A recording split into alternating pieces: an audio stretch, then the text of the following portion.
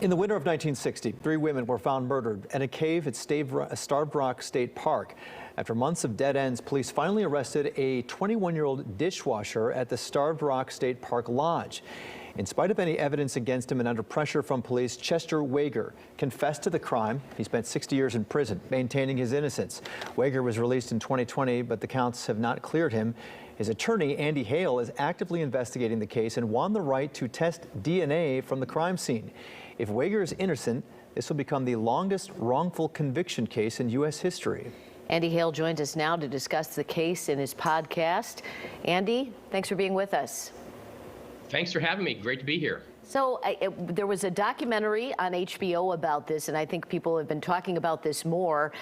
Did you start this podcast, I hear, because there was a lot that was left out? And tell us what was left out. Yeah, I was thrilled that HBO decided to do a 3-part docuseries on the case that came out in December.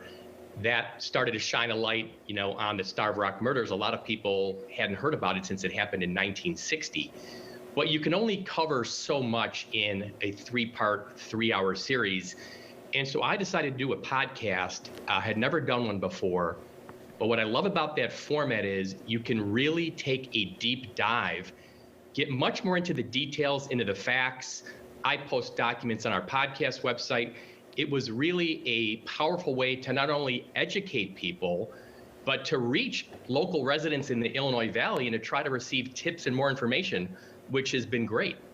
And are you featuring any interviews with Chester Wager for this podcast? I am. There's 14 episodes that are out. The 14th episode, the last one, is an interview with Chester, his sister, and his niece. That's how we ended it. We were supposed to have the DNA results back by now. So we wanted the podcast to kind of end in conjunction with the DNA results. That got pushed back for logistical reasons. So we're kind of on just a little hiatus, just another month. We're hoping to have DNA results back by the end of July. So they released him even though he wasn't cleared? People might be confused by that. Right. He was released on parole. So his conviction still technically stands. He served 60 years in prison and had been denied parole every year for, a couple decades. And then finally in the parole vote in 2019, he was granted parole, I think based on his age, based on how much time he had served. But he had always maintained his innocence, Chester had. Had he expressed remorse for a crime he didn't commit, he probably could have got out earlier, but he refused to do that. And finally, and we were delighted to see it, in 2020, he was released on parole. Now we're fighting to prove his innocence. And when was your last contact with him? Like, where is he right now?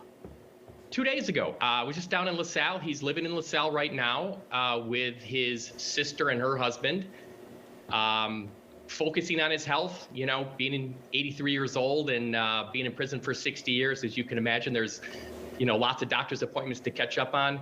But he's doing great. He's in good spirits. I talk to him all the time, and knock on wood, I hope he has another, 10 or 20 more years of happy, healthy life. So you seem absolutely convinced of his innocence. Does your podcast focus on other potential suspects? It does. I would encourage people. It's called The Starved Rock Murders with Andy Hale. The website for the podcast is andyhalepodcast.com. I uncovered what I think is a smoking gun. We talk about it in episode 7, where a telephone operator overheard 2 men talking about the murders and a guy they knew that had bloody overalls in the trunk of a car. Those guys were involved. I make the case that it's premeditation, that it was a premeditated act committed by several people. We talk about this in episodes 7 and 8. I think these women were targeted. I'm still trying to connect the dots and the puzzle pieces. It's hard in a case that's 60 plus years old, but there's no doubt in my mind Chester Wager is innocent. Now it's just a matter of finishing the DNA results and trying to figure out exactly who was in this plot to kill these 3 women in this horrible, horrible way. What do the families of the 3 women who were killed have to say about Chester Wager? They're not happy about it, and I understand that. I really do. But what I try to tell one of the granddaughters who's at a parole hearing, and what I say all the time is, we all want the same thing. We want justice. We want the truth. And I don't fault, everybody has an opinion. I get it. But what I always say is, nobody has read all the police reports, all the trial transcripts, all the records. I mean, why would you have? You don't have access to it. So everybody who has an opinion, it's just based on anecdotal evidence, what your parents told you, what you read in the paper. I urge everybody to have an open mind and be open to the facts and the new information. You know, this was 1960. We weren't aware of the concept of false confessions like we are as a society today. Today we know people can falsely confess. I did a documentary movie about a guy in Chicago named Al Story Simon who falsely confessed, and then State's Attorney Nita Alvarez vacated his conviction.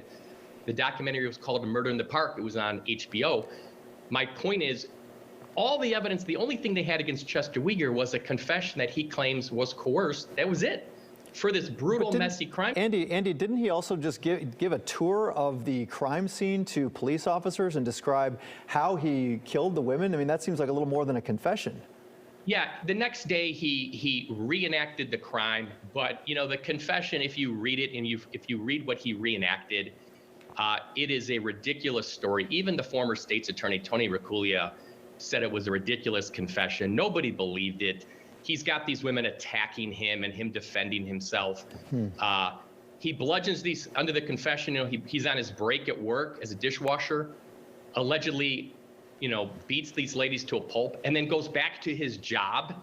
I mean, it's a ridiculous confession. And I mean, law enforcement knew it. Chester didn't get arrested for about 6 or 7 months after the bodies were discovered.